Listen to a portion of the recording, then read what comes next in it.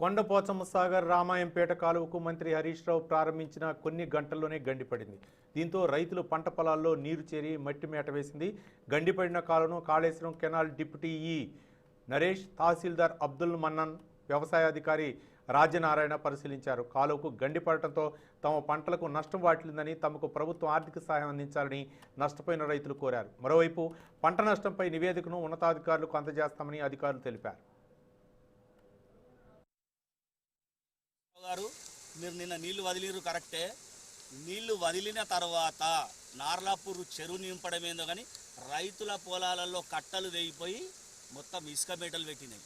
అంటే ఇక్కడ కాలువల పనులకు సంబంధించిన ఏ విషయం అవుతుందో దాంట్లో పూర్తిగా ఎమ్మెల్యేలు, అధికారులు, కమిషన్ల మీద ఉన్న ధ్యాస క్వాలిటీ మీద లేదు.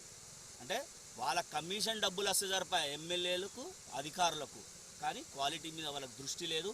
పూర్తిగా ఇది అంటే నాణ్యతా ప్రమాణాలు పాటించకుండా ఈ కాలువల నిర్మాణం జరిగింది. ఓన్లీ కల్వకుంట్ల కుటుంబానికి వాళ్ళకి సంబంధించిన ఏమి ఉపయోగం కంటే ఈ ఇబ్బందులు ఎక్కువ.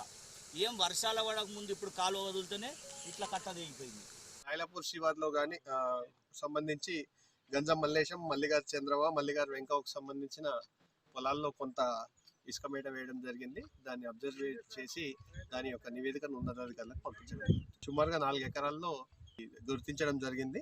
మొదటి గజం మల్లేశంది బాగా ఇసుక వచ్చింది. మల్లిగారు చంద్రబాబుకు సంబంధించిన వెంకవది కొంత మేరకు ఇసుక మేట వేయడం జరిగింది. ఆ రిపోర్ట్